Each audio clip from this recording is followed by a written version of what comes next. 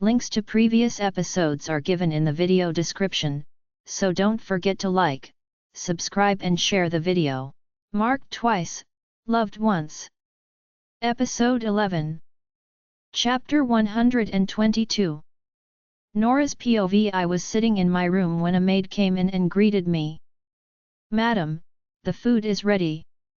Will you come downstairs, or should we bring your food here?" The maid questioned, and I fell into deep thought for a while. "Where is Lord Madison?" I asked as I stared at the maid. "He's downstairs," she replied, and I nodded. "You can leave. I will join him downstairs to eat," I said to the maid, who immediately nodded and went out. Looking at her, it seemed she knew about the issue between Madison and me, and I knew the rest of the workers would have known too. I stood up from the bed and walked toward the door. I was tired, I felt like sleeping. I would have requested for my food to be brought to my room, but I wanted to see Madison. I had been missing him for hours already and wished to see him. Eating with him was the only opportunity I had, and I wasn't ready to miss it. I walked down the stairs, dragging my weary legs with a little frown on my face. But I revealed a soft smile the moment I saw Madison sitting at the dining table.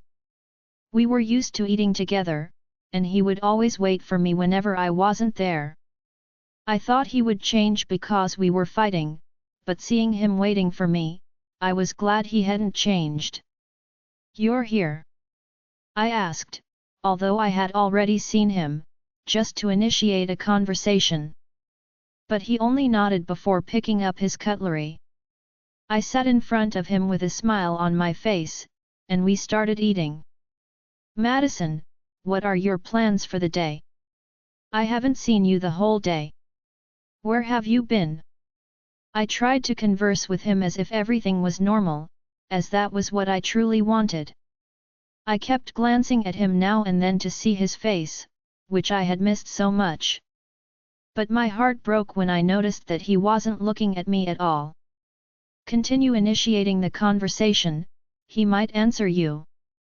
Who knows, you might sort out the issue with him and continue your marriage," Lolita advised me, and I agreed. Solving the problem between us was my priority, and I was going to do that if I had the chance. "Yes, Madison, do you know what a reader said to me today after reading my last book?" I asked him, and he glanced at me once before focusing on his food again. The reader said it was the best book they had ever read. They advised me to continue updating and put more twists because they just can't get enough of it. I bragged excitedly as I remembered the review again. I had seen the review earlier in the day when I decided to check the book I was writing, and it made me smile. But I wasn't very excited because I felt empty. However, talking to Madison about it at the moment made me excited, and I kept gazing at him as I shared the news. Madison looked at me and grunted. He opened his mouth to talk but closed it back and waved to me. "We are eating, Nora," he mumbled gently, and my heart broke into pieces. I expected him to at least be happy for me and say something nice, although we were fighting. But his cold, simple words hit me hard, and my eyes reddened. "Why are you doing this, Madison? Don't you think you're being too harsh?" I asked as I glared at him. I wanted to continue talking when something came to my mind, and I sighed. "If you are not careful, you will lose them both."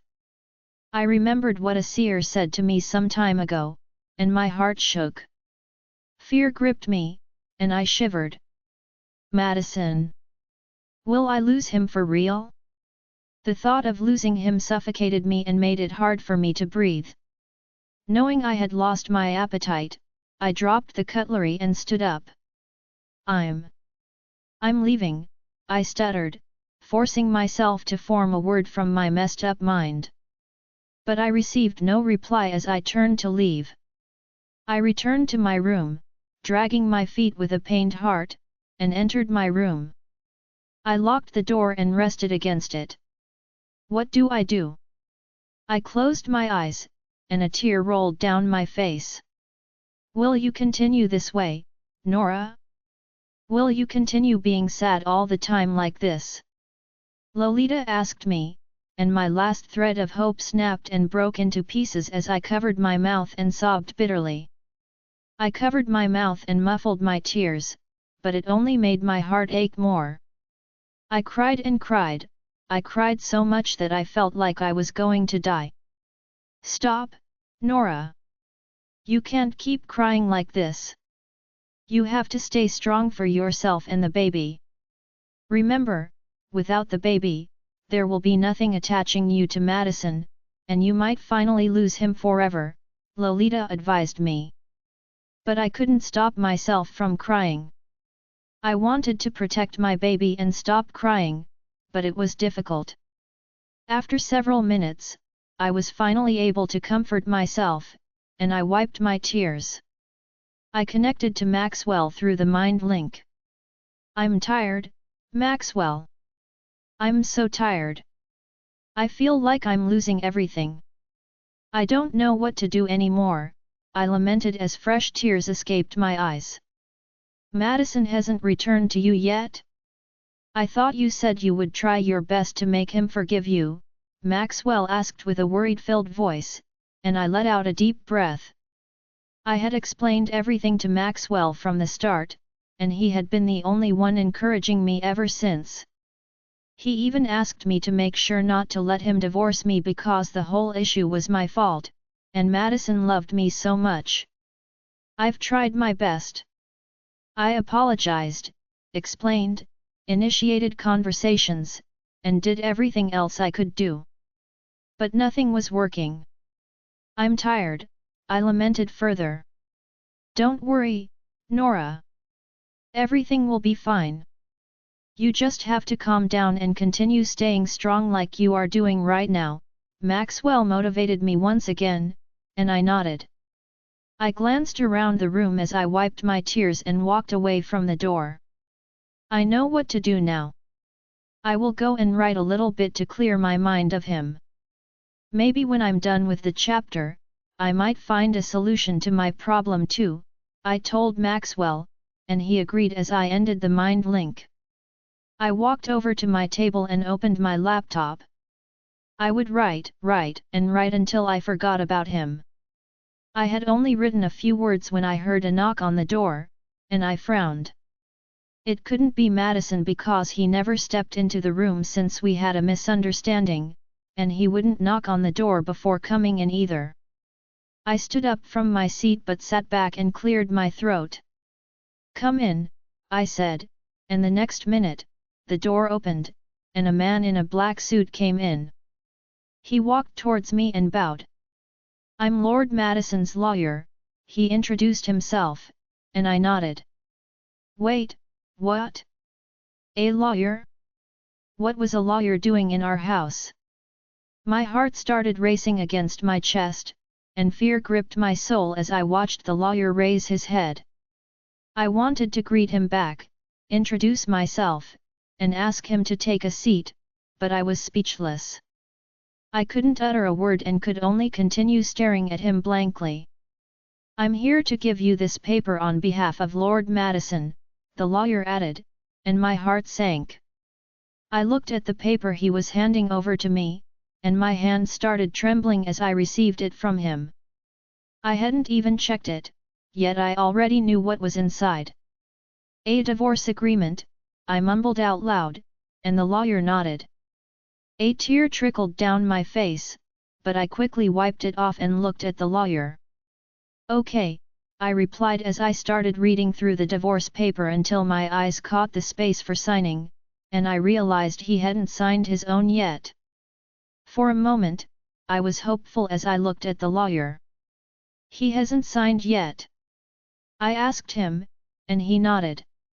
Yes, I only printed that out today, and he told me he would sign today too, the lawyer explained, dashing my hope again. Anger surged through me. It felt like I had been a fool all along for thinking things could still work out between Madison and me when it was already obvious he was over me. He didn't even think twice or wait for me to try solving the situation before placing a divorce paper in front of me. "I will get back to you," I said to the lawyer, who nodded, bowed, and left the room. I stared at the paper a bit longer and groaned before standing up. I walked to my closet and packed some of my things into a bag. Then, I left the room. "Where is Lord Madison?" I asked one of the guards I met downstairs. "He's out, madam. He left not too long ago with the lawyer," he replied, and I sighed. I looked at the divorce paper, which I had already returned to the envelope, and handed it to the guard. "Give it to him when he returns," I said, and left the house. However, one of the guards ran after me, asking to give me a ride to where I was heading, but I shook my head and left the mansion. Lord Madison's POV. I returned home, still looking gloomy as I acknowledged the greetings of the servants. I had a lot on my mind, and they were causing me great concern. As I was about to climb the stairs, a guard rushed over to me and bowed. "What is it?" I demanded, and the guard raised his head. "My lord," he said as he handed over an envelope to me. "What's this?" I asked irritably. Who would give a guard an envelope to deliver to me instead of contacting me directly? I took the envelope but didn't open it. "It's from my lady. She asked me to give it to you upon your return," the guard explained, bowing his head again. I stared at the envelope for a moment without saying anything as various thoughts raced through my head. Even without opening it, I already knew what was inside, and my heart raced in my chest. I glanced upstairs, trying to see if she was there, but I couldn't sense anything. "Where is she now?" I asked the guard who was still standing in front of me. "She left, my lord." I offered to give her a ride, but she refused and left on her own, the guard explained, and my heart sank. I ran my fingers through my hair as I surveyed the house, then closed my eyes. Should I reach out to her through our mind link? I wanted to connect with her telepathically, but I stopped myself at the last moment and shook my head. I shouldn't do that when I was the one who initiated the divorce in the first place. "Okay. I will be in my study," I said to the guard before heading to my study. I needed to clear my head. Upon reaching the study, I tore open the envelope and unfolded the paper inside. My hands trembled. I couldn't believe this was actually happening. Thinking back to when I demanded a divorce, it felt like I had lost my mind, and everything seemed hopeless. I slowly opened the paper to check for her signature on the divorce document I had personally requested, but I was surprised to see that the signature space was empty. She hadn't signed yet. I slumped on the couch behind me and rested my head. I breathed a sigh of relief, but I still felt unsettled. She hasn't signed the divorce paper yet. There is still hope. "You should go and bring her home," Darren said to me, and my eyes lit up. I stood up from the couch and rushed toward the door, but my legs froze, and I shook my head. "I shouldn't do that," I mumbled as I leaned my back against the door and sat on the ground. I was tired. "Why? Why can't you do that? The fact that she hasn't signed the paper yet means she is still your wife. What are you doing?" Darren tried to advise me and scold me simultaneously, while every part of me wanted to go after her and look for her, but I knew I shouldn't. I stood up from the ground and walked back to the seat I had previously occupied. "She has made her decision, Darren. It was her choice to leave without putting up a fight, and I don't think I should disrespect that. She wants to leave, after all," I replied to Darren, and he fell silent for a while. "But she pleaded. She loves you, Madison, and you know it. After everything you did and went through to win her, how can you consider leaving her like this? Are you letting all your efforts go to waste?" Darren reminded me, and my heart started racing again.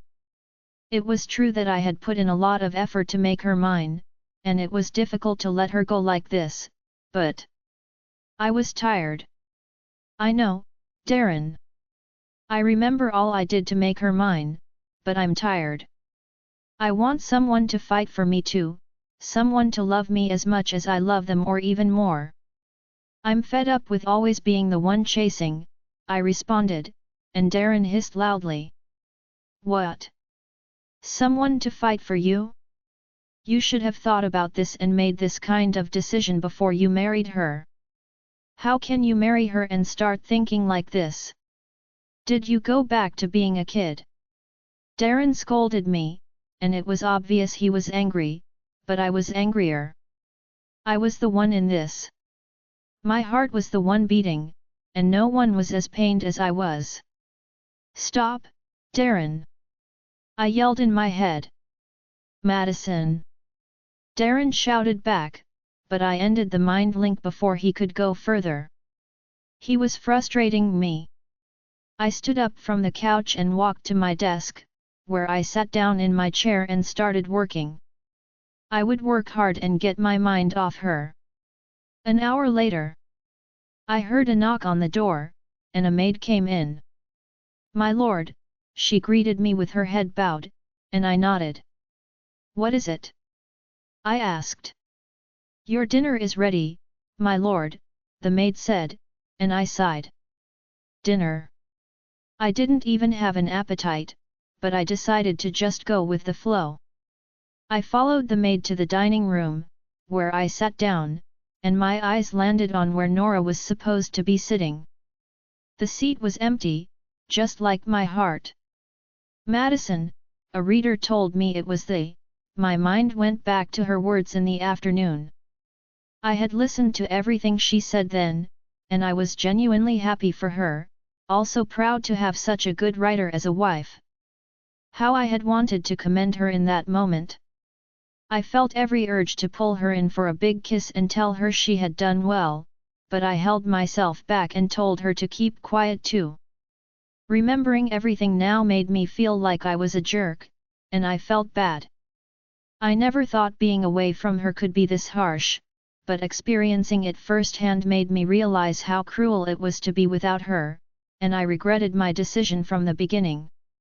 I shouldn't have been so harsh. I should have been patient with her and heard her out when she wanted to explain. I felt sad.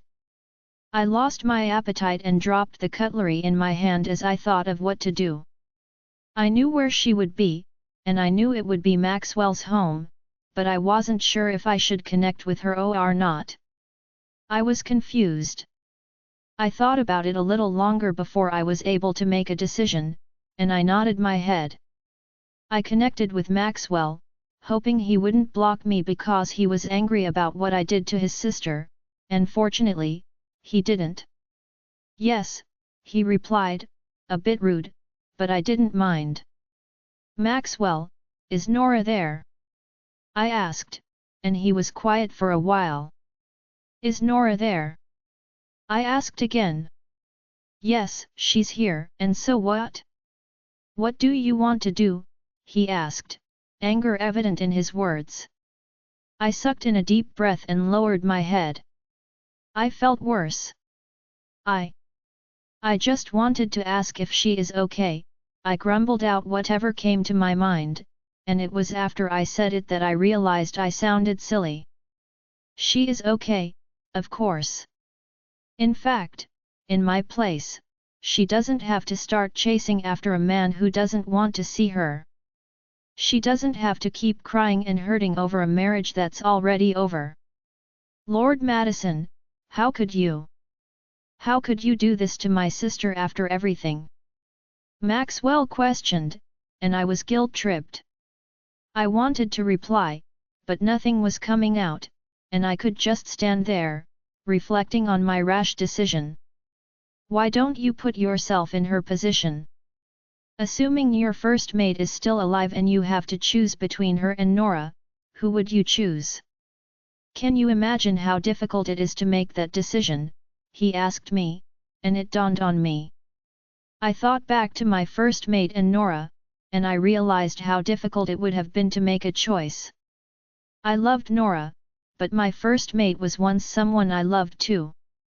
It was a very difficult decision, and for the first time, I realized it wouldn't have been easy for Nora to choose one of us two, and my heart sank. I wanted to talk, but Maxwell interrupted me.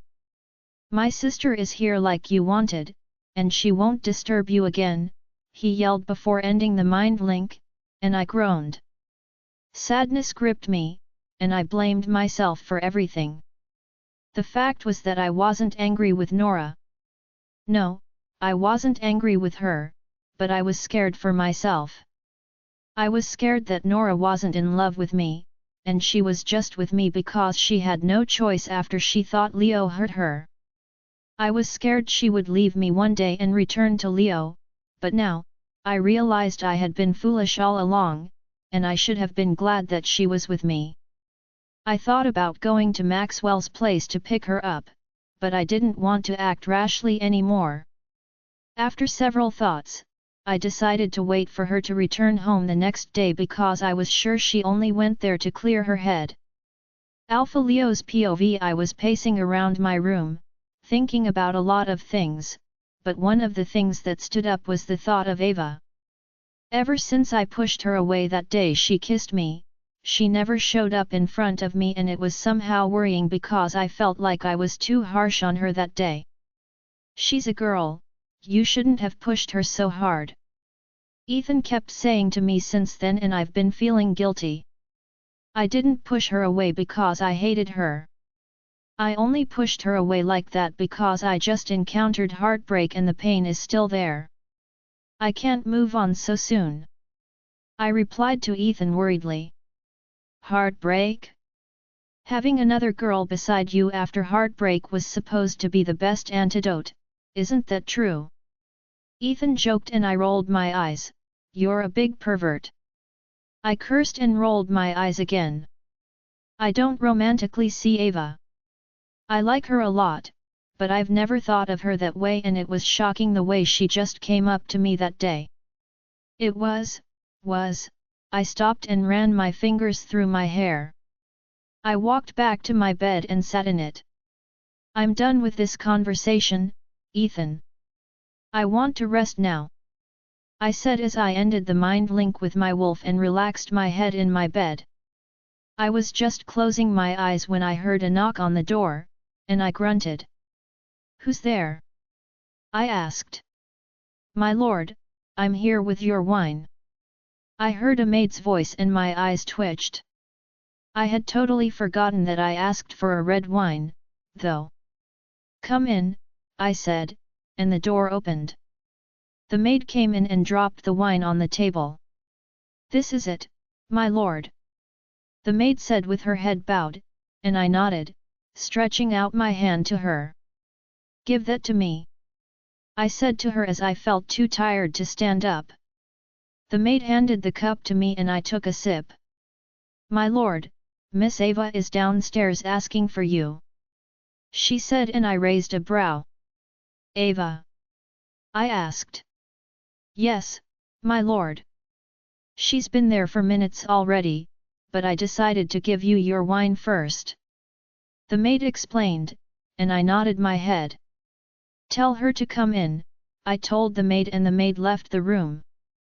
Minutes later, Ava came into my room after a knock and bowed. It's nice seeing you again, Alpha Leo. She greeted me with a smile on her face, and I smiled. It's nice seeing you, Ava. What are you up to? You haven't been here for the past few days and I felt like it's not like you. I mumbled and she was quiet for a while. I was feeling awkward too because memories of what happened between us a few days ago kept playing in my mind. She smiled. That's because you never asked for my service. She replied, and the expression on her face indicated she wasn't happy, which made me feel guilty. The thing is, I mumbled and sighed. What happened a few days ago was not my intention.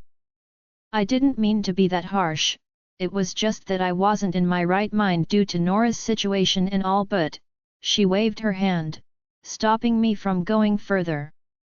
It's okay. You don't have to explain.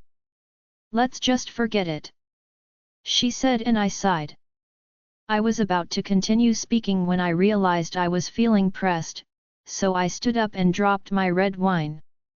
I'm going to ease myself. I will be back, I said to her, and she nodded before I turned away and entered the bathroom. I came out of the bathroom minutes later and met her sitting on a couch in my room. You didn't even tell her to sit, Ethan said to me, and I groaned. I was just too preoccupied. I justified myself before sitting in my bed. Hope you're good, I asked, and she nodded with a smile. I picked up my drink and was about to sip it when Ava teleported to my side and grabbed the cup. What? I was still about to ask when she slammed the cup on the ground and the loud sound of the cup shattering resounded all over the room. What's this, Ava? What have you done? I asked her with an anger-filled voice, and she took a few steps back. The wine has been poisoned, she mumbled, and I raised a brow. Poison? What do you mean? I've been drinking the wine before you entered, so how is it poisoned? I questioned, not believing what she said because I knew there was no way my mates would poison me. I poisoned it, she said, and I frowned. I shook my head in disbelief. This can't be true. Are you joking? I questioned, hoping she was just playing some pranks, but the seriousness on her face was saying otherwise, and I was shocked. I poisoned the wine when you entered the bathroom because I wanted to kill you. I came here today with the mission to kill you, she explained to me. I was dumbfounded, I couldn't believe I had heard her right. I was completely speechless, and all I could do was stare at her like she was a cinema, because if I was to say anything, I might just have her killed. You? I stopped as I stood up from my bed, but I stopped as she seemed to still have a lot to say. Remember the story I told you about my mother when we met? They are not entirely true, and the lady you see as my mother is my mom's younger sister who started taking care of me after my mom died, she said, and I was surprised. During the trial after my mom was framed, she was put in the dungeon while she waited for judgment, but your father seemed to be mesmerized by her beauty, and she stopped as tears ran down her face. She looked so pained and pitiful that I felt the urge to hug and tell her it was going to be fine, but something else clouded me, and I was confused. What did my father do? How did my father know her mother? Your father raped my mother and killed her. He took her away from me. He made me lose my mother when I was still so young. It was painful. It was so painful that I promised myself that when I grow up, I would kill every member of his family, I would destroy everything he ever had, and I decided to start with you. That was why I came into your life, she added. It was like cold water was poured on my head as I staggered backward. Never in my dreams would I have expected my father to do such a thing to a woman. I couldn't find my tongue for a while. I was guilty over what I knew nothing of. Guilty over what I didn't do. I felt sorry. Ava, I called, but then it dawned on me that she was right, she was supposed to revenge, but then I should have killed you. I had numerous opportunities to kill you, but I couldn't. The fire outbreak then, I wanted to use that opportunity to kill you, but I couldn't. There were times I had wanted to kill you, but I couldn't do it. Today too, I wanted to poison you, but I could not. All because I had fallen in love with you. I'm in love with you, Alpha Leo, she revealed. If being dumbfounded was a disease, I was sure I would be dead already, because I had been dumbfounded more than 1,000 times within a few minutes. You love me? I questioned as it was too much to believe. She never acted like this before. She never even acted like she liked me, and this was so surprising that I had my mouth open. Agape. Ava nodded her head. Even though I knew you were in love with someone else. Even though I knew you might never love me back, I still kept loving you. I couldn't stop myself from loving you. It's hard, so difficult, but I still can't stop loving you. She revealed, but I just kept staring at her. For some minutes, I couldn't say a word, and by the time I found my tongue, she lowered her head and teleported away without waiting for me to give her a reply to her confession. She left, Ethan announced, and I nodded my head. She left. I don't know what to say or what to think. She could have waited for me to give her a reply, but I stopped when I remembered what she said about her mother's death. I should meet Mum, I said to Ethan, and as I left my room, I went in search of my mother, and fortunately, I saw her sitting in her room. Leo. She called the moment she saw me, and as expected, she noticed the expression on my face. What's wrong, son? She asked as I sat beside her. Mum, do you know about Dad raping a woman to death? I asked my mother, and she was shocked, but what made my heart sink was the look on her face that made me realize she knew about it, and it was the truth. Nora's POV. I yawned softly as I searched the bed with my hand, trying to find Madison, who would always be in front of me, but he was nowhere to be found. I searched and searched, but I still could not find him. I frowned a little and opened my eyes, only to see empty space in front of me, leaving me confused. Where is Madison? Thinking about it, I realized that I had left our shared bedroom and was now in Maxwell's house. It saddened me, and a single tear trickled down my face, but I quickly wiped it away and stood up. Being weak is a fast way to failure, I remembered the saying, and I sighed. I wouldn't be weak, I would stay strong.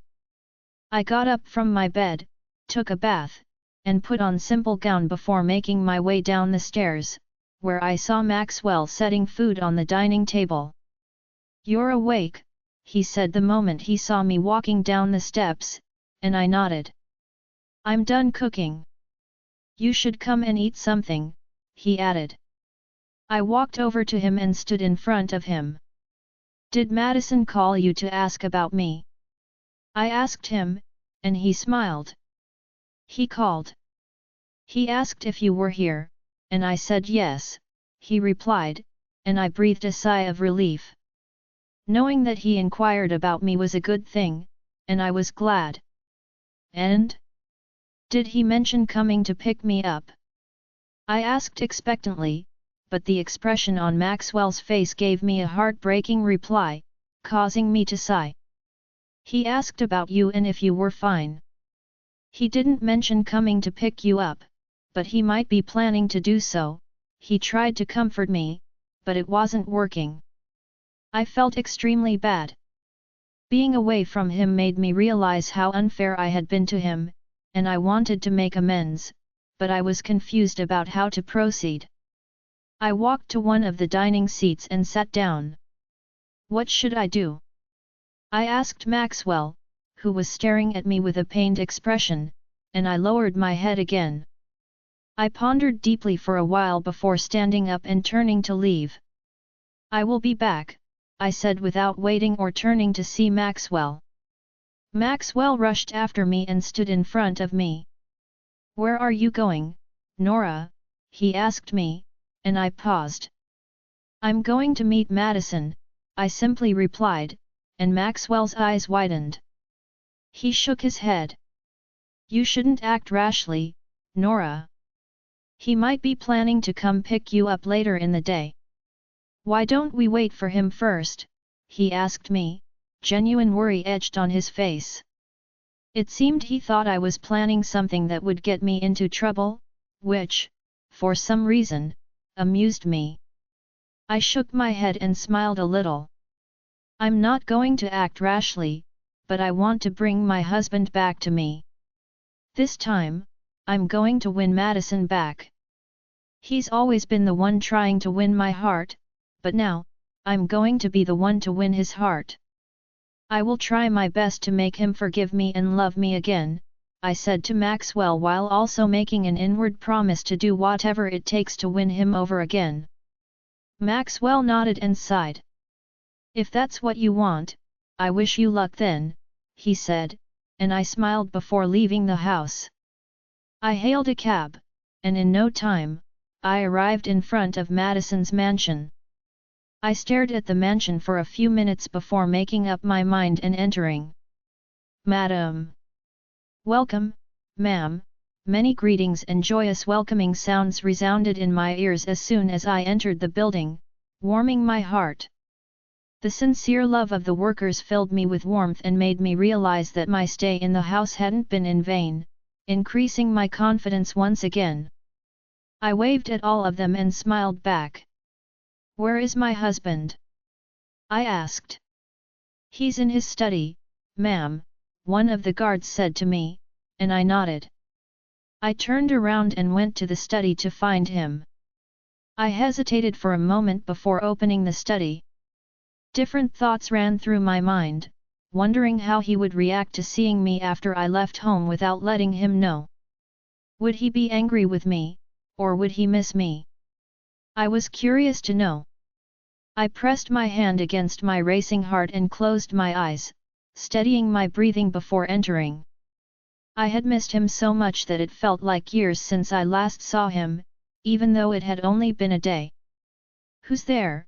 He asked while I was still preparing myself to enter, and my heart started racing again, but I knew I had to enter. I opened the door and stepped inside.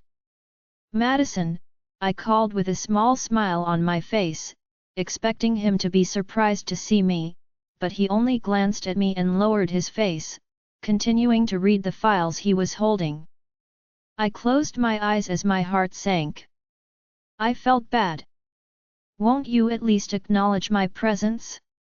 You haven't seen me since yesterday, have you? I asked, my voice filled with emotions, but he refused to raise his head or say anything, continuing to focus on his work. I sighed and moved closer to him. Madison. I called, and for the second time since I entered the study, he raised his head and looked at me. What? Are you here to sign the divorce papers you didn't sign yesterday? You forgot to sign them, right? He asked, coldly. Heck! If there was another word to describe how shocked I was, I would have used it. I was so shocked that I couldn't find my words for a while, and I could only stare at him like a fool. How could he? How could he be so cold to me, even in a situation like this? I never expected him to be this harsh toward me. I never thought a day like this would come between us, and it saddened me. I will sign the divorce papers, but before I do that, can I ask you a question? If you can honestly reply, then I will sign them and leave your life forever. I will go far away from you and never return, but only if you can answer me sincerely, I said, noticing his hand shake for a second, but he did not look up or say anything. I just want to ask if you still love me. If you no longer love me, please let me know, and I will leave your side. Do you still love me? I asked, hoping for a response, but to my surprise, he continued working without stopping. Do you love me or not? I asked again, but he remained silent, and I smiled. Seeing that you can't reply, I believe that you still love me, and I'm going to do everything to win your heart again. This time, I'll be the one to chase after you, Madison, I said before leaving his office. I walked into our room and entered. I had a lot on my mind. I kept saying I would win him back, but the truth was that I had no idea how. It was easy to see him chasing after me then, but chasing after him was hard, and I had no idea where to start from. I paced aimlessly in my room, thinking of ways to win him over, and a few moments later, something came to mind. Yes. I cheered before leaving the room and walking down the stairs. I called on one of the maids. "Has your lord eaten anything?" I asked the maid, who shook her head. "No, ma'am. My lord hasn't eaten anything today." We asked what he was going to eat, but he said he had no appetite and entered his study. The maid explained, and I nodded. I walked over to the kitchen where I made his food myself and carried it to his study. "For you," I said with a big smile on my face. Cooking was tedious, but it was fun to cook for my man, and it made me excited.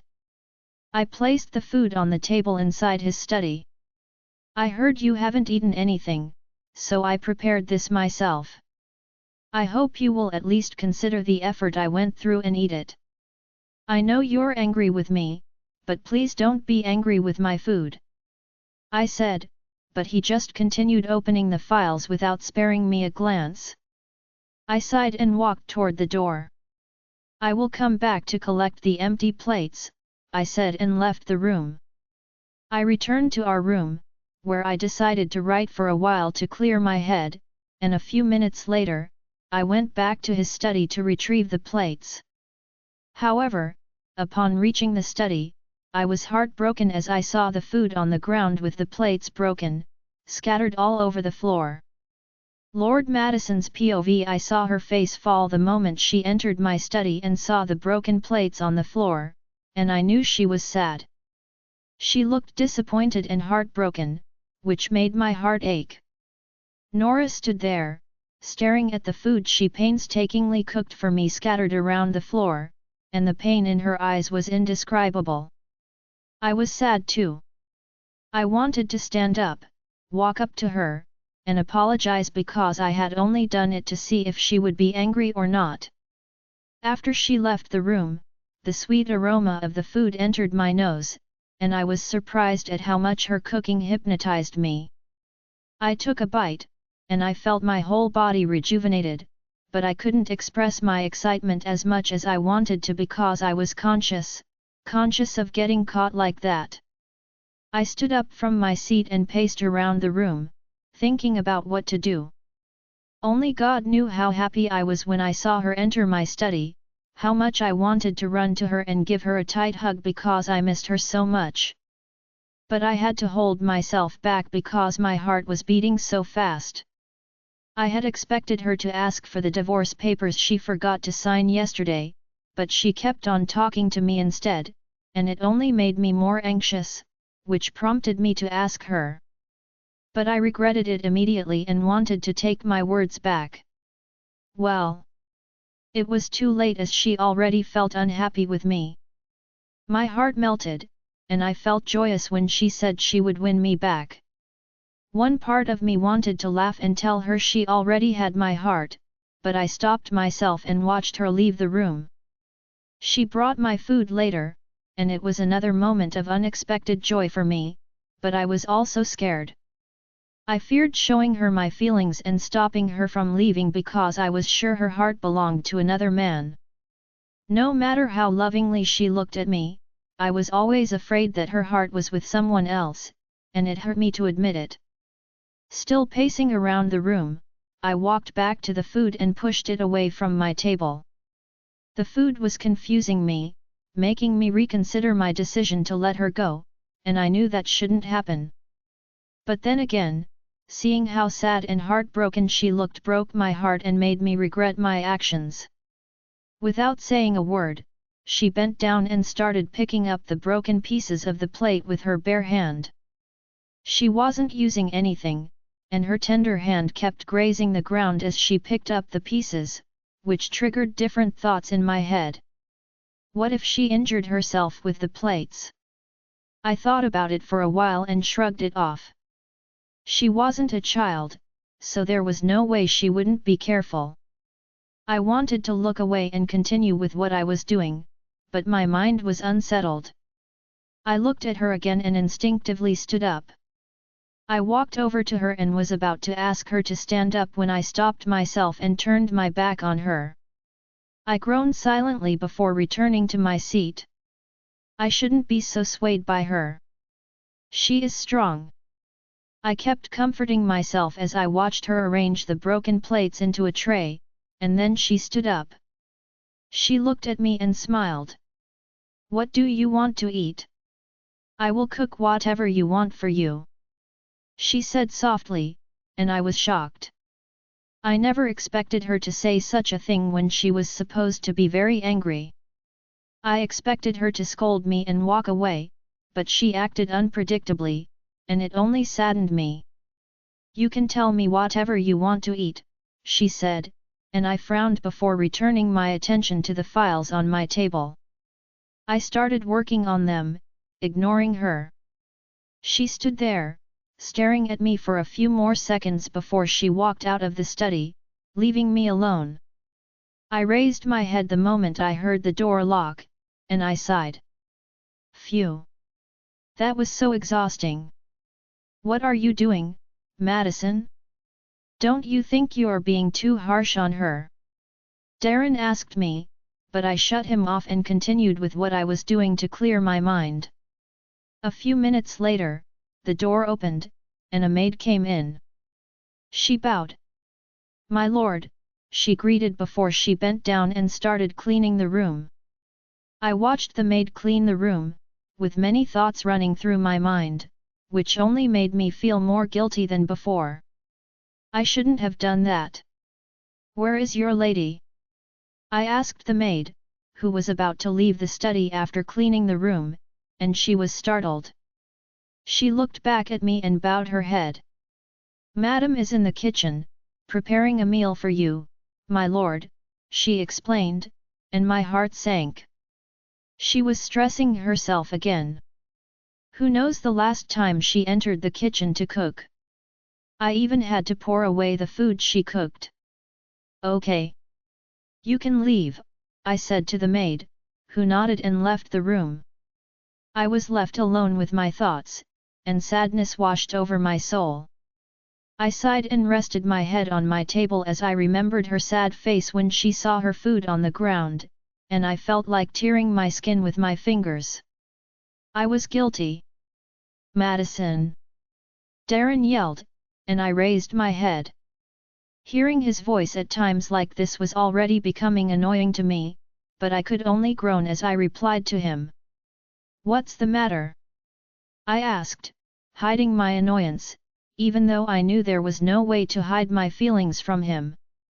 You are being too harsh on her, Madison. She cooked for you, and you threw it away. Now she's preparing another meal for you. Have you forgotten that she apologized to you already and even said she was going to win your heart? Darren asked me, and I sighed. That was what I felt most guilty about. She wanted to win me over, but I was playing too hard to get. This is bad. I know. But there is nothing I can do. I want to take her back and make her mine again, but there is nothing I can do. I can't make her stay with me when her heart already belongs to another man. She loves Leo, not me. She's doing all this because of the pregnancy, I replied painfully, and my heart ached again. Darren growled. What are you saying, Madison? You've been saying this same line since the beginning of this fight, but I see no sense in it anymore. Why would she continue staying with you when she could have gone to meet Leo if she still loves him? Can't you see that she loves you? Darren yelled at me, but I wasn't convinced. I knew what I was saying, and I had experienced firsthand how much Nora loved Leo, and I knew it would be hard for her to change her mind so soon. I ran my fingers through my hair and took a deep breath. You can't understand, I said to Darren before ending the conversation, as I could feel Nora's presence by the door. She opened it and entered the room. I'm back with your favorite, she said, but I only glanced at her once before returning my gaze to the files. She walked over to my desk and placed the food there. This is your favorite, and I know you miss eating it. But if you don't want to eat it, you can tell me, and I will cook something else for you, she said with a big smile on her face, as if nothing had happened at all. I stared at her face for a few minutes before shaking my head. Take your food away. I'm not eating, I said to her, and she widened her eyes. If you're not eating, what do you want to eat then? She questioned, and I frowned. I'm not eating anything.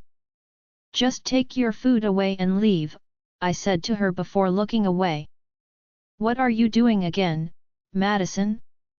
Have you forgotten that she is pregnant and needs rest? Darren reminded me, and my eyes twitched. She indeed shouldn't be stressing herself this way when she was 2 months pregnant, but what could I do? I had made a decision I couldn't go back on, and it was to let her go to the man she loved and wanted to be with. No, Darren. This is for the best, I said to Darren and looked back at Nora, who was still staring at me. I said I'm not eating. Take your food away from here, I warned her again, but she only shook her head. I won't. I won't take this food away, and you have to eat it. You can't stay angry with me and my food, she replied to me, and I frowned. To provoke her, I pushed the food away from my desk, and it fell on the ground. She stared at the food on the ground for a while, and without saying a word, she left my office. Staring at her back, I felt overwhelmed with guilt again, but I was confused about what to do. Seconds later, I decided to go after her and see what she was going to do, but I was surprised and heartbroken when the maids told me she had already left. Nora's POV. I kept tossing and turning in my bed, thinking about what to do after waking up from a long sleep, which I could only achieve by taking sleeping pills. I had already been awake for hours, but I continued to stay in bed when I realized there was nothing for me to do, and I had no appetite. He is mad at you. What will you do now? Lolita said to me, and I sighed. You've done your best, but it seems like he no longer wants you. You even cooked for him, and he poured it away. Will you give up now? Lolita continued. Honestly, I was tired too, and I wanted to give up. But, I knew that giving up would mean losing Madison forever, which I never wanted. I shook my head. No, I won't give up. I will try my best to win him over, I replied to Lolita, who groaned.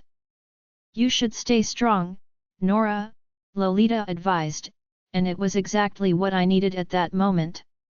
A smile appeared on my face, and I sat up in bed. There is something I want to do, but I've forgotten what it is, I said, and Lolita remained quiet for a while before she replied, What's that? I can't remember anything either. She said, and I frowned. What was it?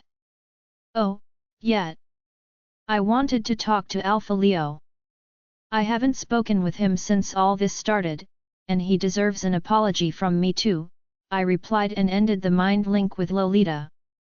I closed my eyes, pressed my hand to my chest, and took deep breaths. I was nervous to talk to him again after everything I had done to him when I didn't understand him. I was scared he might have blocked me too, but I decided to give it a try and connected to him.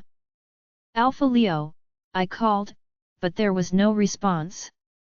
Can you hear me, Alpha Leo? I asked again, but still, there was no response, and I sighed. I should have known he would have blocked me after all that. Yes, Nora. How are you? His voice sounded in my mind, and my eyes widened. Oh, thank goodness. He didn't block me, I said happily, forgetting the fact that I was still connected to him. Block? Why would I block you? He asked, and I lowered my head. I felt guilty. After all the hurtful words I said to you then, I thought you would have blocked me. I didn't even bother to listen to you or understand you, and I just talked to you that way. I'm so sorry, I apologized sincerely, and he was quiet for a while, but I didn't want him to reply either because it would only make it more awkward. I will be coming to your pack this weekend. I want to come and apologize to you in person. Can I come? I asked, hoping he wouldn't turn me down due to his anger. No problem. You don't need my permission to visit my pack. You are always welcome, Nora, and I'm always here for you anytime you need someone to talk to, he said calmly, and I was glad. It was nice to have someone who would stay with you anytime, any day. Thank you very much, I said gratefully. I was about to end the mind link when his voice came through again. Are you okay? He asked, and my heart sank. I let out a deep breath and shook my head. I'm not. A lot is going on in my life these days that's making me sick and tired, I replied, and he sighed. Is it about Madison? He asked, and I sucked in a deep breath. Yes. Madison is angry with me, and I don't know what to do anymore, I lamented as a tear ran down my cheek, but I wiped it away almost instantly. You don't need to worry too much. Madison is just angry, and with time, he will come around. Just hang in there and wait for him, okay? He comforted me, and I nodded my head, but it made me understand him more. How did you manage? I asked softly. Manage what? He asked, and I could sense his confusion. When I said those hurtful words to you and when I got married to Madison, you must have felt hurt, but how did you manage? I have only been away from Madison for just a few days now, and it already feels like I'm going to die. This feeling is suffocating. How were you able to survive it all alone? I asked him as tears rolled down my face again. The pain of being away from my man was too much. He sighed, and there was silence for a while.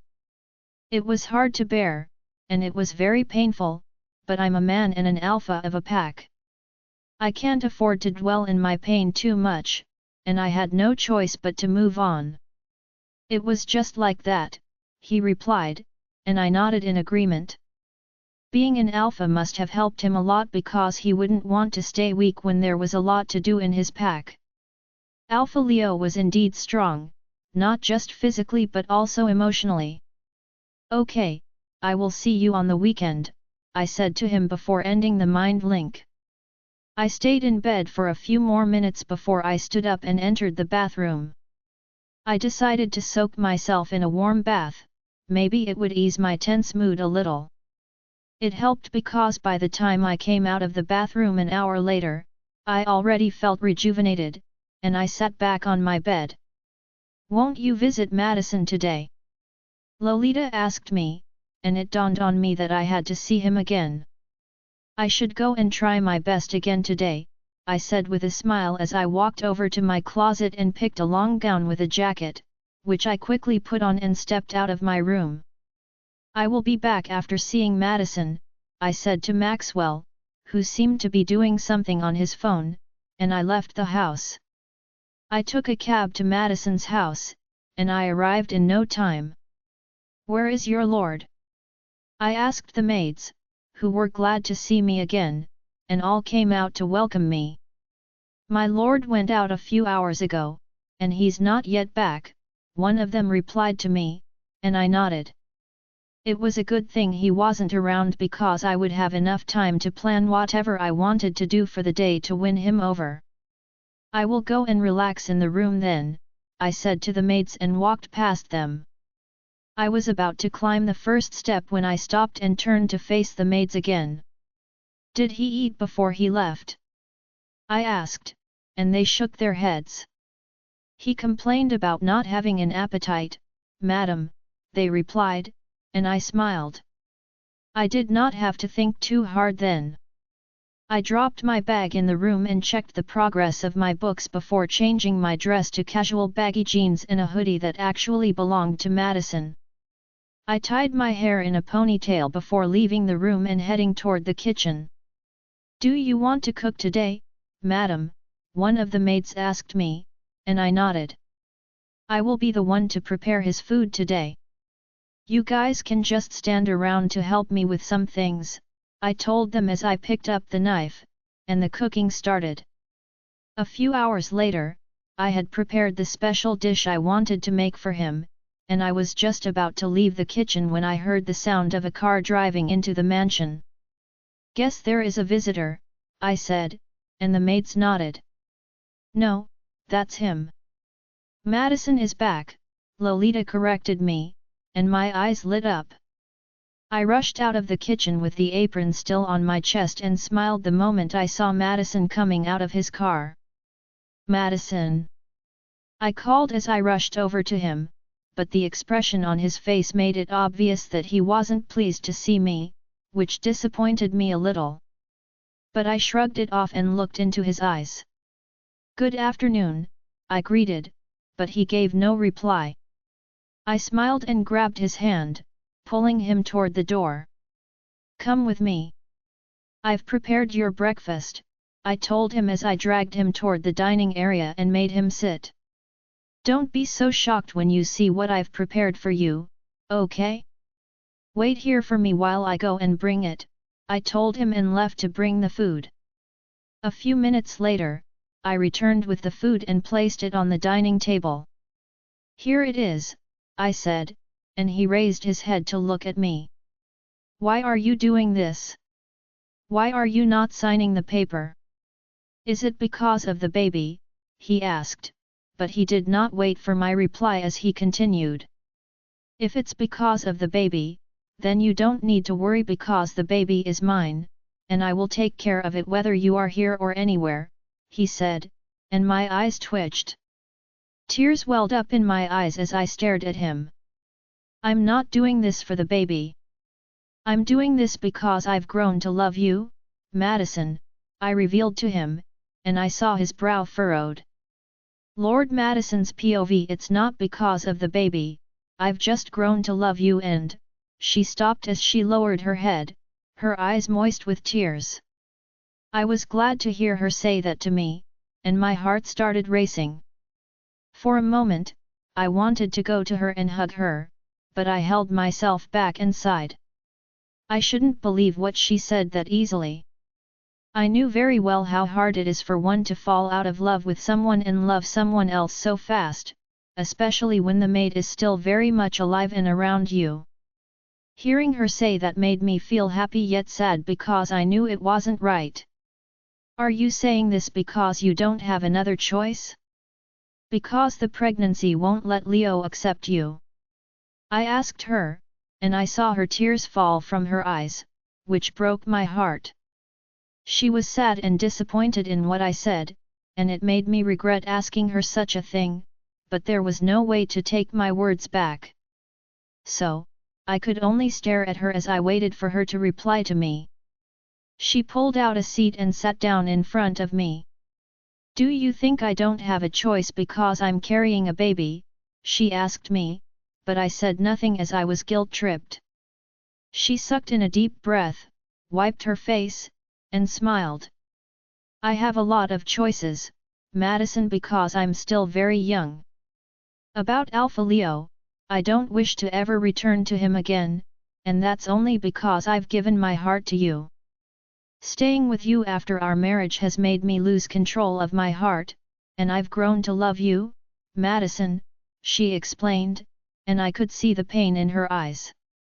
She was pained, and she looked as if she wanted me to believe her, but it was too much to believe, and I didn't want to be fooled. I stood up from my seat and turned my back. "I don't know about what you are saying, but it is hard to believe," I replied, and with that, I left the dining and found my way to our bedroom, leaving her sitting there while she stared at my back without saying anything. I got to our room and entered. "Madison, have you finally lost your mind? Don't you think you can lose her this way, or have you decided to let go of her for real?" Darren questioned, and I grumbled. It was true that I didn't want to let her go, and Darren knew about this, but my reaction these days seemed to have surprised him a lot. He understood when I said I wanted to be chaste, but maybe I was already taking it too far. I shook my head and sighed. She promised to win my heart again, and I expect her to keep doing that, I replied childishly to Darren. Win your heart? How can she do that when you keep saying hurtful words to her every day? You keep hurting her, and you think she won't leave? Darren questioned, and for a moment, I couldn't say a word, but it soon came back to me, and I frowned. Winning her heart wasn't easy for me, and I believe she knows that too. She promised to win my heart, and she should put in the effort. I want to enjoy being chaste too, I revealed my childish desire to Darren, who groaned. You are turning this into a game, Madison, and I hope you won't regret this, Darren replied to me, and I sighed. I was scared too. I was scared of the decision I might make while I kept seeing her face every day like this, and I wanted to think well before making a choice, but I enjoyed this moment. Seeing her striving so hard to win my heart was fun.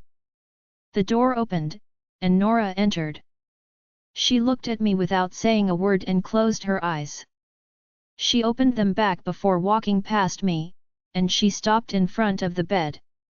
With her back turned to me, she started removing her clothes, and my eyes widened. It wasn't the first time this would happen as we were married, but I felt like it was the first time, and my mind was going crazy too. She removed the hoodie, and she also went ahead to remove the baggy trousers, flawless, and curvy shape to me. My body shook violently as I stared at her. My desire for her grew, and I wanted to have her there then, but I had to stop myself as I was already walking toward her without my consent. My body was acting on its own. I ran my fingers through my hair and bit the tip of my finger to gain control of my body back before turning away from her so I wouldn't see her again. She put on her dress and walked toward me. I will leave now. See you tomorrow, again, she said before leaving the room, and I stood there staring at the door for minutes without moving. Tomorrow again? A smile appeared on my face, and I was excited. Looking forward to what she would do to win my heart again tomorrow was fun, and I was curious. This is crazy, Madison. I hope you will realize how wrong this is before it gets too late, Darren said to me, and I knew he was angry, but I didn't care. It was my life, and I would live it the way I wanted, especially when it was getting this fun. I walked over to my bed and laid on it. Tomorrow? Hey?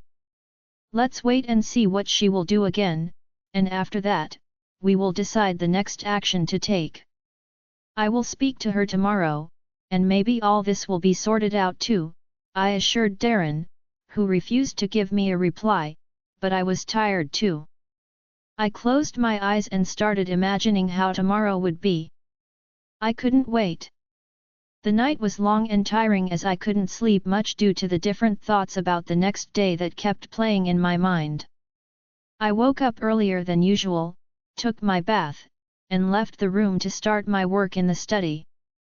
I had a lot that I left undone yesterday because of Nora, and I knew it was the best thing to keep me busy so I wouldn't be desperate while waiting for her. I immersed myself in my work, and before I knew it, it was already 11:02 a.m. I frowned and stood up from my seat. I went into the main house, but I couldn't feel Nora's presence. Where could she be? I saw one of the maids, and I called her. Where is your madam? Where is she? I asked clumsily, and the maid bowed. Madam hasn't shown up today at all, my lord, she replied, and my frown deepened. What is she doing? She was always punctual, but it was already 11, and she still wasn't around? I decided not to think much about it and returned to my study to continue my work. I thought she would come when she was done, as she could be busy doing things with her brother.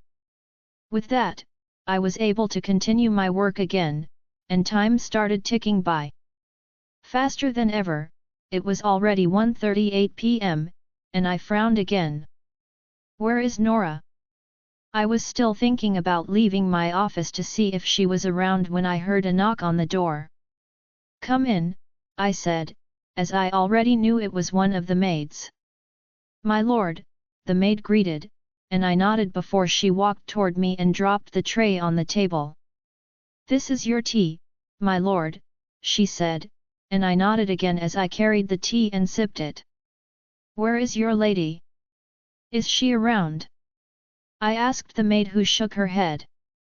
Madam hasn't come around at all today, my lord, she explained, and I groaned. It was getting late, and she still wasn't around. I hope she hasn't given up yet. I was worried, but I shrugged it off. You can leave now. Take the tea with you. I don't need it, I said to the maid. I had already lost my mind as worry was creeping into my thoughts already. It was almost 2 o'clock, and she still hadn't shown up. It was unlike her, and it made me wonder if she had given up or not. I was curious, but there was no one to talk to, and what was worse, Darren ignored me as if it meant nothing to him, leaving me to worry all by myself. I looked at all the files I had attended to for the past few hours and sighed. I returned to my work, hoping she would come soon. A few hours later, I checked the time, and it was already 4 o'clock. I stood up from my seat and started pacing around the room. It was obvious she wasn't going to come for the day, and I was worried.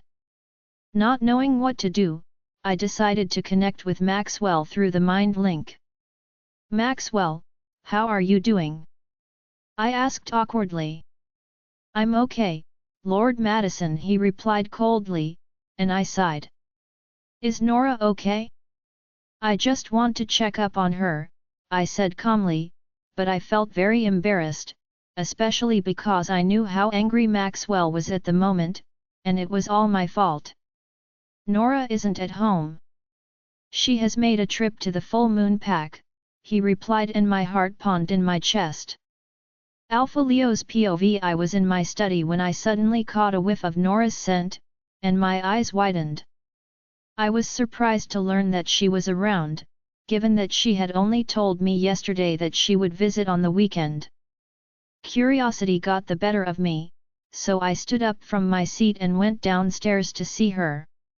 I spotted her sitting there, and I was glad.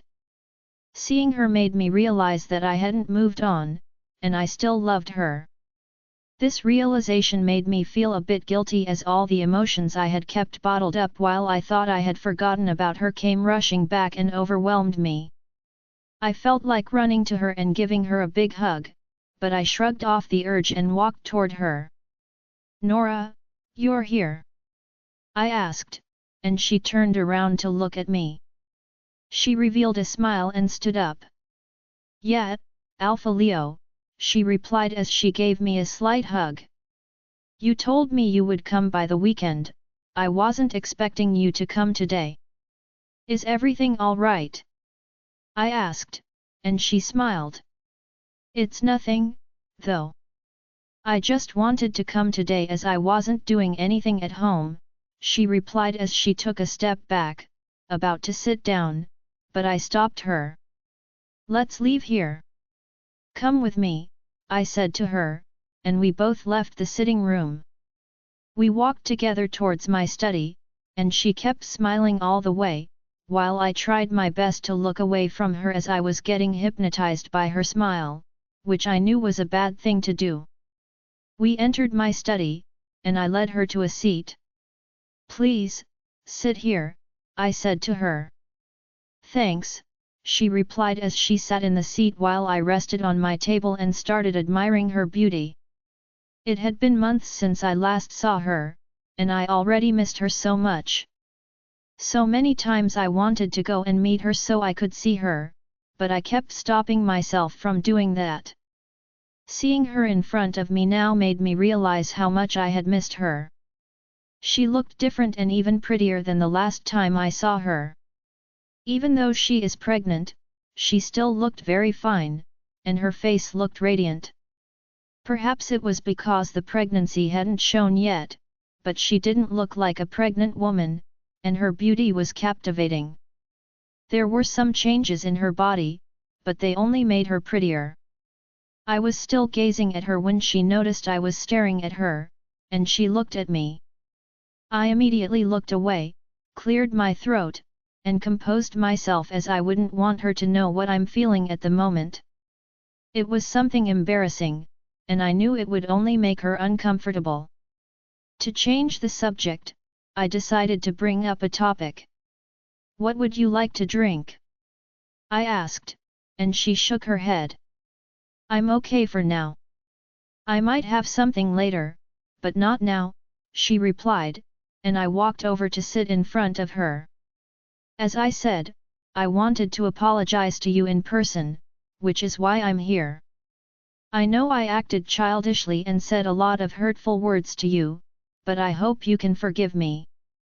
After I knew the truth, I realized how bad my attitude was, and I felt sorry." She apologized, and I shrugged. "I don't think you're the one who should be apologizing because, to be honest, everything was my fault. Hiding the truth from you was my idea, and that was because I realized you were pregnant, and I did not want to continue interrupting your life with Madison. If anyone needs to apologize, then it should be me. I'm sorry for compelling Madison to hide the truth from you, and I'm sorry for hiding the truth as well, but I thought it was the right decision back then." I replied to her, and she sighed. "I talked too much. I shouldn't have acted that way no matter what. I'm so sorry," she continued apologizing, and for some reason, it was very funny, but I held myself from laughing as that would be weird. "Well, you should have acted that way because if it was me, I would have acted the same way. I understood what you did, which is why I wasn't angry at all. I didn't even think about it for long," I said and joked a little with her, expecting her to laugh, which she did, but it seemed forced, and I frowned. "Is everything okay? You look down," I asked, and she lowered her head. "I'm fine," she replied, but it was obvious she was just trying to be strong, and I shook my head. "You don't have to pretend in front of me, Nora. You can always talk to me anytime," I reminded her as her action right then was already breaking my heart. Even though I knew I never had a chance with her again, I still wanted her to always open up to me and tell me whenever she needed any help. She seemed to realize that I was hurt, and she sucked in a deep breath before she raised her head. "It's Madison. He is still angry with me, and I'm confused. I've tried everything I can to make him understand that I love him, but he doesn't seem to believe me," she lamented, and my eyes twitched. I knew about their misunderstanding, but I expected Madison to have sorted things out or at least accept her back when she even confessed her feelings to him. I was surprised when I heard he was still angry with her. "What is wrong with Madison? You confessed your feelings to him?" What was his reply? I asked as that was what I was most curious about. Her expression turned sad, and she turned her head away as if she wanted to hide her pain. He only looked at me and looked away. He was silent. He didn't believe anything I said, and it doesn't seem like he still likes me anymore, she replied, and my heart sank. I felt sad and disappointed because the woman I've always wanted was treated poorly by another man, but what was worse, I couldn't blame that man because he had the right to be angry too.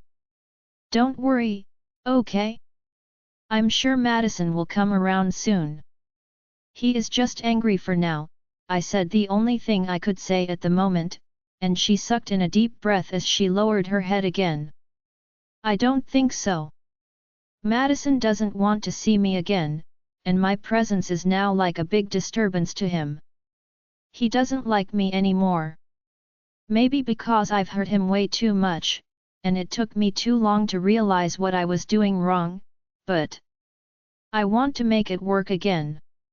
I want to make it work, she mumbled as tears rolled down her eyes, and I was pained. I felt like hugging her to comfort her. I felt like forcing Madison to forgive her just to make her happy again, but I knew I shouldn't do that. I knew I shouldn't interfere in the matter as that would only complicate it more. Well, all I could keep saying was, he will come back. He will be back for you, and I'm sure of it. Madison still loves you, he's just angry for now, but he will be back when he calms himself. You just have to trust him and wait patiently for him to return to you. I comforted her more, but she only smiled bitterly as she wiped her face. She sighed and looked at me. I will do that then, she said and smiled again before she closed her eyes. By the time she opened her eyes, it seemed like she had completely composed herself as she now looked normal again. She no longer looked sad like she was a few seconds ago, and it made me feel a little at rest, even though I knew it was just a facade. I noticed she was still staring at me, and I raised a brow. What is it? I asked, and her face suddenly turned serious. I want to ask you a question, she muttered, and my eyes twitched. What's the question about? She was in front of me, but I was still curious about what the question could be. What is it? Ask away, I replied, and she nodded. Alpha Leo, I would like to know, have you forgotten me? I mean, have you moved on? She asked, and my eyes widened. If anything, I wasn't expecting such a question at all, and I had no idea where it came from. Did I make my feelings so obvious that I made her uncomfortable? My heart started racing as I thought about what to say to her because the truth was that I still loved her. I still loved her so much that I would be happy if she came back to me, although I knew it wasn't possible. But how could I say that to her? She was married, with a baby in her belly, and not to a stranger but to my cousin. I smiled bitterly and nodded my head. Yes, Nora. I've moved on already. It's not like I have a choice anyway, but to move on, and I already did. I lied through my teeth, but I couldn't look her in the eyes as I felt like she might see through my lies. Nora's POV. After hearing his reply, I thought I would be elated and feel relieved that he had moved on, but surprisingly, I felt sad. I hated him for moving on so quickly, and I felt bad, thinking he did not love me as much as I thought he did. What are you doing, Nora? This is absurd. Why would you feel bad that he doesn't love you anymore when you should be excited that there is no more complication in your life anymore? Him moving on will positively affect your relationship with Madison, and you know it, Lolita scolded me, and I sighed because I knew she was right. It was a great thing that he had moved on, but why do I feel so sad? It seemed Alpha Leo noticed my change of mood as he moved closer to me and frowned. Is everything okay, Nora? You don't look fine. What's wrong? He asked, and I looked away. How could I tell him I was feeling sad because of what he said? I'm fine, I lied through my teeth, and he didn't believe it either, but he decided to forget about it and return to his seat. Seeing that he no longer minded me, I turned my gaze to him and started staring at him. He looked more handsome than the last time I saw him. His blonde hair shone brighter, and his chest seemed broader. He looked more defined than ever, and it seemed he had been hitting the gym more these past weeks. He was candy to my eyes, and I wanted to keep staring at him, but he seemed to have noticed my gaze as he turned to look at me, and I looked away awkwardly. Silence fell in the room for some seconds before he cleared his throat. What would you like to be served? He asked, and I thought about it for a while before I shook my head. If there was anything, then I should leave his place as soon as possible because I was losing my mind already. I don't want anything, I replied. Why don't you want to take anything?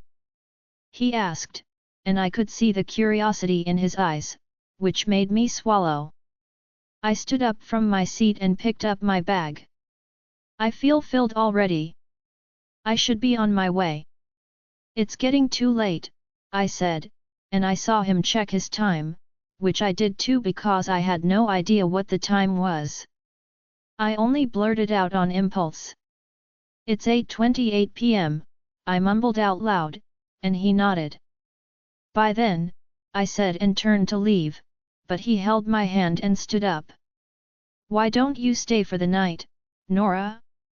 It's too late already, and you are pregnant, he suggested, but I shook my head. There was no way I would sleep in his mansion when my mind was so messed up. I shook my head again and looked at him.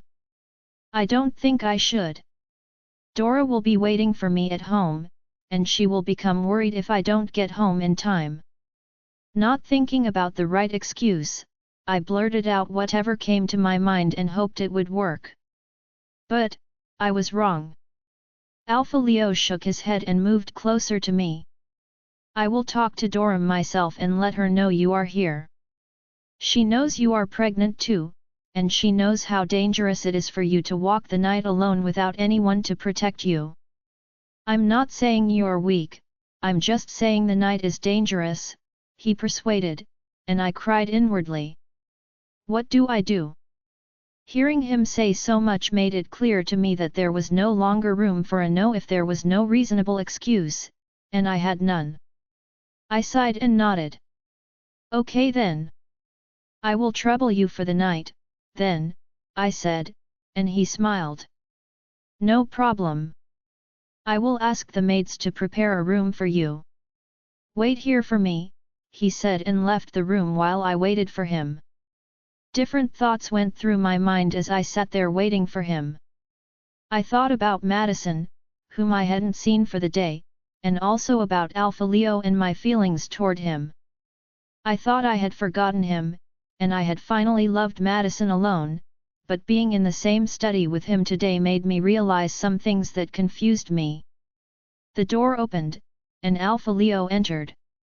It hadn't even been 5 minutes since he left yet, but the look in his eyes was that of someone who had just fulfilled a major task, and it amused me.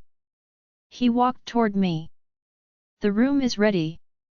Come with me, he said, and I nodded as I walked after him, and we went to the room together. On getting to the room, I realized it was a very beautiful room with a lot of expensive furniture, but what caught my eye the most were the pictures on the table. I decided not to touch them yet as I turned to face Alpha Leo. Is this the room I will be sleeping in for tonight? I asked. Yes. Or, is it not to your liking? I can tell the maids to prepare another room for you, okay? Just let me know if you are okay with it or not, he said to me, and I frowned. Why won't I like such a room? It's totally to my taste, I joked, and we both chuckled as I walked toward the bed and sat on it. I should leave you alone so you can rest. Everything you might need is in here, but if there is anything you can't find, you can talk to the maids or call me. I will always come to your service, he assured me, and I bowed my head a little, which made him frown.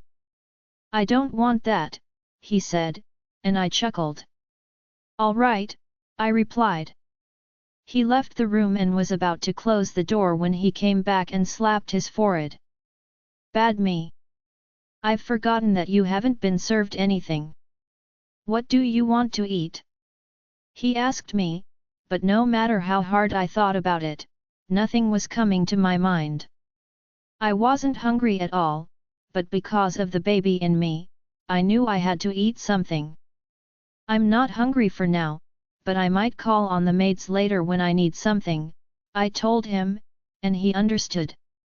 He waved his hand at me before leaving the room, and I closed the door. I entered the bathroom, took a quick bath, and returned to the room, only to remember that I didn't come with any of my nighties.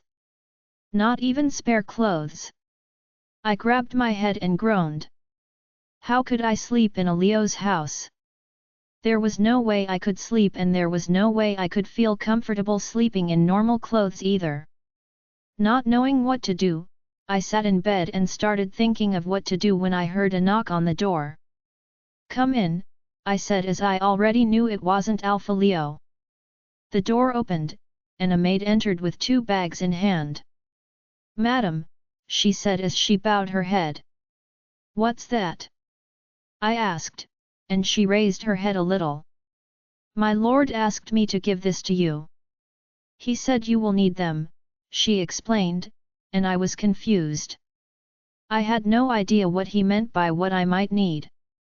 I collected the bags from the maid and opened them. "Oh, my!"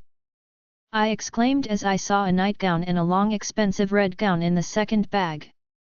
"He sure knows what I need," I said, and I saw the maid smile before I returned my attention to the bags. I picked out the nightgown. "You can leave now. I can take care of myself," I told the maid, who immediately bowed and left the room. I wore the nightgown, and it was a perfect fit. I wondered how he knew I would need things like this, but I wasn't surprised because I've always known that he was a considerate person, and a wise one at that. I checked myself over and over in the mirror before I connected to him through the mind link and expressed my appreciation. I walked back to my bed and sat in it. I was already thinking about sleeping when I heard another knock at the door. "Come in," I said again, and the door opened, revealing Lady Christabel, who walked over to me. I stood up from my bed and bowed, but she quickly stopped me. "You are now a wife of a lord. You shouldn't be bowing like this, and you are pregnant too," she scolded me, and I smiled. "My apologies. I've gotten used to my old lifestyle," I replied, and we both giggled. I noticed Lady Christabel's gaze on me, and I knew what she was thinking about. I sat upright and faced her. "I came to apologize to Alpha Leo about a disagreement we had a few months ago before my marriage," I explained, and she nodded. "You don't need to explain, my dear. You are always welcome here. Have you forgotten that Madison is also my son? And you have the right to come here anytime you want," she asked, and I smiled. "So, how has Alpha Leo been doing for the past few months?" I asked, and her smile died down a little. "Well, he's been doing well. You know he is strong," she replied, and I sighed in relief. I was about to say something when she beat me to it. "Is anything wrong? You don't look very fine," she complained, and I wanted to tell her I was fine. I wanted to lie to her, but I couldn't. I needed a woman that I can speak with, and she was the right person for that. I shook my head. "It's Madison. He feels like I don't love him enough, and we've been having misunderstandings for days now," I explained, and she let out a deep breath. "And you, do you think you love him enough?" she questioned. Nora's POV. I was surprised when I heard the question Lady Christabel asked me, and for a moment, I fell into deep thought. Do I love Madison enough? It was a question I had asked myself many times, and there were times I even compared him to Alpha Leo. Every time I did that, I would always choose him. Madison had become a part of me I couldn't live without, and that was when I knew I had loved him too much already. I love him.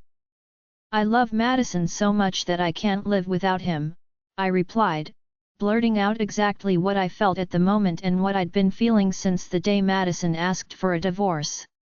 It took me too long to realize how much I loved him, but after knowing it, I couldn't stop myself anymore.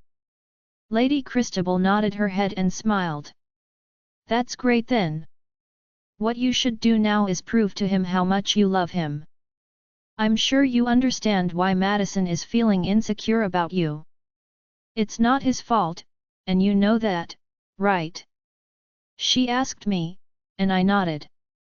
I knew the reason he was being that way, and it was my fault for not showing him how much I loved him earlier before it got to that point.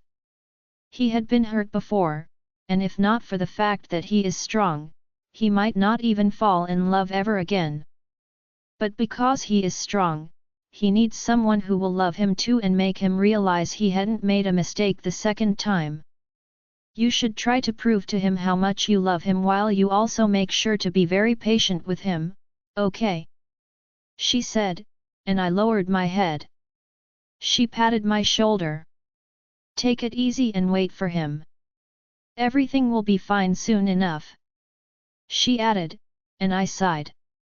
I felt like crying again, but I stopped myself and revealed a weak smile. Thank you very much. I will take your advice to heart and follow it, I said to her, and she smiled sweetly at me. I should give you some space now so you can rest for the night. Bye. She concluded and turned to leave. I stood up and walked her to the door before closing it, and then I returned to my bed. Numerous thoughts were running through my mind, but I was exhausted. I slept earlier than I imagined, and I didn't wake up throughout the night at all. I opened my eyes the next morning and yawned. It was a nice bed that gave me a good night's sleep, but I wished I hadn't woken up yet because the moment I opened my eyes, the thought of Madison entered my mind again, and I missed him so much. I dragged myself up from the bed and walked toward the bathroom. I took a long bath before returning to the room, and I put on the gown which accentuated my body properly. I look good, right? I asked Lolita playfully as I checked myself in the mirror. Yes. Physically, you look beautiful, but inwardly, you're a big mess, Lolita replied, and I pouted. She wasn't helping matters at all, but for some reason, her reply made me chuckle, and I moved away from the mirror. I packed my belongings, the clothes I wore yesterday, and the nightgown I wore last night, and kept them in a bag before I carried my bag and left the room. I went straight to Alpha Leo's study where I found him working on his laptop, and I walked over. Good morning, Alpha Leo, I greeted, and he raised his head to look at me. He looked like he just woke up as his hair was a little messy, but it only added to his beauty. He looked so handsome and brighter than the morning light. I smiled a little and bowed. Did you sleep well? I asked, and he stood up. He walked over to me and hugged me lightly. Hope you slept well too. He asked, and I nodded. Thanks to the soft and nice bed, I was able to sleep very well. I didn't even wake up throughout the night, I explained, and he chuckled. I'm glad you are okay with the room, he said, and I nodded. He looked pleased. Did you eat something later last night? He questioned, and my eyes widened. I had totally forgotten about food last night, even though I had promised him that I would eat. I laughed awkwardly and lowered my head a little before shaking my head. I didn't. I forgot. I wasn't feeling hungry at all. So, I just slept, I explained to him, and he frowned. You're pregnant, Nora. You were supposed to eat something before sleeping. If not for anything, but for the baby. Don't you know? He asked, and he looked worried. It was like he was the one carrying the baby in his belly and they were crying to him. That was exactly how to describe his expression at that moment, and he made me want to laugh, but I held myself and hung my head. I will make sure it doesn't happen again, I replied to him, and he fixed his eyes on me for a few seconds longer before he sighed and moved away. He walked back to his seat and sat down. What's your plan for the day? He asked, and I walked to a seat to sit down too. Nothing. I will be leaving now because I have something to do later in the day, I said to him, and his eyes twitched. He looked at me and sighed. Okay. When will that be? I mean, when will you leave? He asked. Right now, I replied, wondering whether he didn't hear me earlier or he just wanted to ask again to be sure. Have you eaten? He asked, and I shook my head. I will get something to eat later. I'm not hungry right now, I replied him, but he shook his head and stood up. The cook is done cooking. Let's go eat before you leave, he said, and I furrowed my brows. I wasn't feeling hungry at all, and I didn't want to force myself to eat. I stood up to decline his offer, but the look he gave me made me realize he wouldn't take no for an answer, and grudgingly, I said yes and followed him. We both found our way to the dining room, and as he said, the table had been served. It's your favorite, he said, and my eyes widened. I opened the lid, and the aroma of the food alone already sweetened my heart. My stomach groaned, indicating how hungry I was, and I immediately looked up. My eyes met his, and we both chuckled. My stomach must have been seduced by the sweet aroma of the food, and it was a bit embarrassing as I was the one who said I wasn't hungry a few minutes ago, and my stomach groaned the next minute. I pulled a seat and sat down. Thanks for this, I appreciated him and started eating the food. I munched on the food and soon, I was done eating. I relaxed my back on the seat and closed my eyes. After eating, I felt a little tired, and I wanted to sleep again. Where are you planning to go now? Are you going back today? Alpha Leo asked me, and I opened my eyes. I turned to look at him and shook my head. I won't be leaving today. I will be staying in the pack for the rest of the week, and I will leave on Monday. I will make sure to visit you before leaving, though, I replied, and he frowned. In the pack?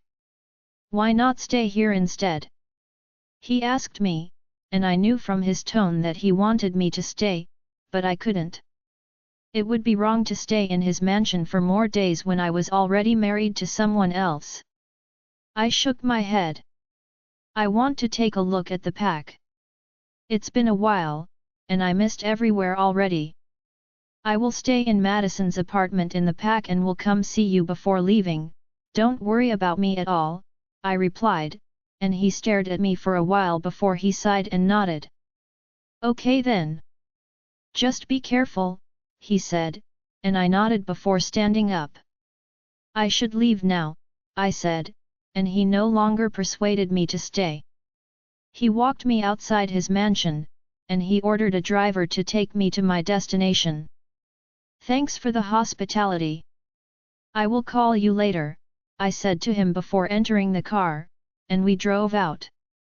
Take me to Lord Madison's apartment, please, I told the driver, who immediately turned around and drove to my destination.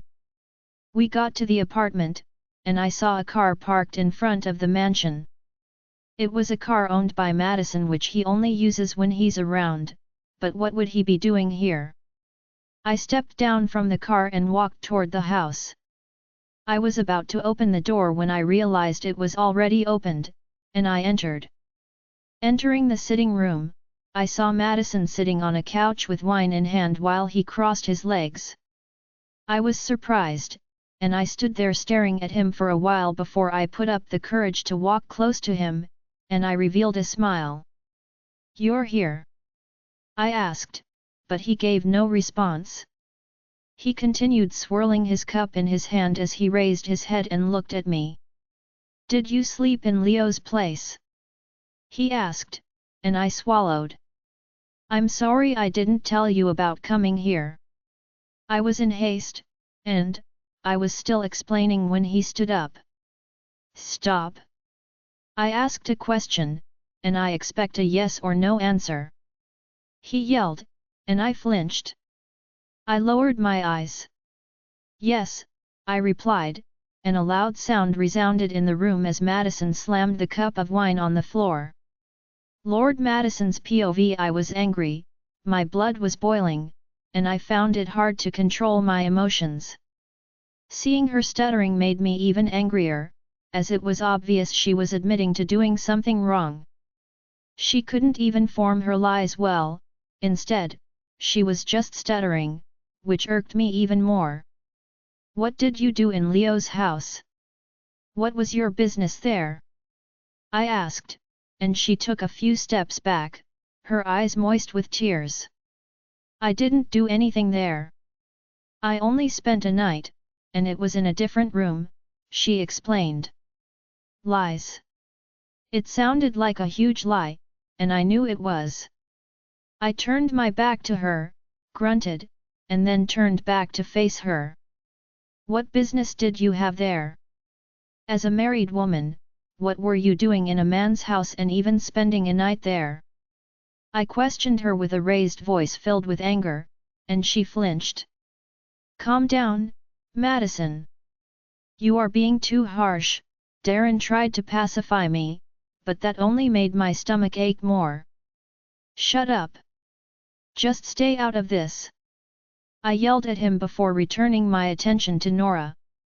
I went there to apologize to him for the hurtful words I said to him. After hearing the truth from you, I realized I should go and apologize to him because he didn't deserve all those things I said to him, she replied, and I growled. And you expect me to believe that? Do you think I will believe that rubbish you just said? Why did you leave the country to come here without telling me? You didn't tell me, and you still had the guts to spend the night there. What were you thinking? I yelled at her. Was it even necessary? Why must you apologize to him? I questioned her angrily. She shook her head and moved closer to me. Can you trust me, please? Nothing happened, and sincerely, I went there to apologize to him because I knew he was angry with all I said then. The only thing he had always done was save me from danger, and he didn't deserve all those hurtful words. I'm your wife, Madison, and he's your family, which means he is my in-law.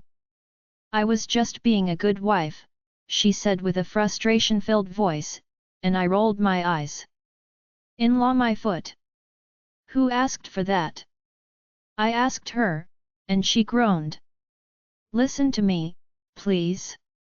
It was, I waved my hands angrily. I don't want to hear a word from you anymore, I said to her and walked away from the sitting room, leaving her there. I was too angry, and I knew it wouldn't be good if I continued staying there with her because her explanations only angered me further the more I listened to her. I returned to my room and started pacing around. I was angry, jealous, and sad. Different mixed emotions were running through my veins, and in my mind were different thoughts too. I was frustrated and scared too. Come back to me, please. I can't live without you, Nora. These words kept coming to my mind as if Leo had begged her to return to him or she had thought about returning to him. What if they had made up, or what if they were already planning to make up? I was scared and tired. Don't be so scared, Madison. I'm sure that cannot happen, Darren said to me, and I frowned. How are you so sure? I asked Darren, and he was silent for a while before he talked again. Even if I don't know about that, there is one thing I know for sure, and it's the fact that you might regret this soon. You are being too harsh on her, and I'm sure your attitude will soon drive her away. Even if she loves you and wants to stay, she would be driven away by your harsh words toward her. Don't you think so? Darren asked me, and I sucked in a deep breath. I couldn't say a word, and he continued. You need to sit her down and talk with her. Tell her the things you want and those you don't want. You can't keep doing this. He advised, and I was silent for a while, thinking of what to do. I need to speak to Leo. I mumbled. Why? Why would you want to see Leo now? Darren questioned, but I forcefully ended the connection with him, and with that anger, I left the room and walked back downstairs, where I saw Nora sitting on the ground, lost in deep thought. She looked troubled and sad, but I didn't care as I walked past her and left the mansion. I went to Leo's mansion and was welcomed by the guards there who already knew me. Aunt also heard about my arrival and came to welcome me. Wow! Madison, you're here. Nora didn't tell us you came together. It's so good to see you, she welcomed me joyfully and walked over to me. I forced out a smile and nodded. Yes. It's good to see you too, I replied dryly, and she noticed it immediately. What's going on? You don't look pleased, she pointed out with a worried-filled gaze, but I was no longer in the mood to continue any conversation with her. Where is Leo? I asked her. I was still expecting her to answer when I heard a voice from nowhere. I'm here. It was Leo's voice. I raised my head and saw him climbing down the stairs. I continued staring at him as he got to the last step, climbed down, and walked toward me. What's the matter? He asked calmly. Seeing his calm look infuriated me, and I grabbed his collar. What were you doing with my wife? I asked possessively, and I saw his eyes twitch. Have you forgotten that she's a wife and a pregnant woman? She is carrying my baby in her belly. I yelled at him, and he frowned. He freed himself from me and took a step back. What are you talking about, Madison? I don't understand you, he asked innocently, and my anger grew. I felt like throwing him a punch, but I held myself back. Don't give me that crappy innocent look. Will you tell me that you don't love Nora anymore? When you saw her, did it not come to your mind that you want her for yourself? Don't you still want her to be with you? I hollered, questioning him, as I knew I was right. The look in his eyes when I mentioned Nora explained it all, and from that, I found out the feeling he was trying hard to hide. Leo still loved Nora, and Nora still loved him too. I felt like I was the only one losing out here, and it hurt me. Leo frowned, and his eyes darkened. What are you saying, Madison? Was I not the one who let her go first when I knew I still had a chance in her heart? Why would I want her back now that she is married and carrying your baby? Have you lost your mind? He questioned, seeming to have gotten annoyed by my accusations, but I didn't care. They were trying to make me a fool and the bad one among them, but it wasn't going to work. Why did they have to do this to me in the first place? Why did he leave Nora to me when he knew he could not let go? Why did Nora stay with me when she knew her heart would never leave Leo, and she would never love me? It was turning my head. I wanted to get answers to all these, and it was driving me crazy. All that you are saying is total gibberish, and I'm not going to buy it. You said you let her go when you still had a chance? So, you don't have a chance anymore now? Come on.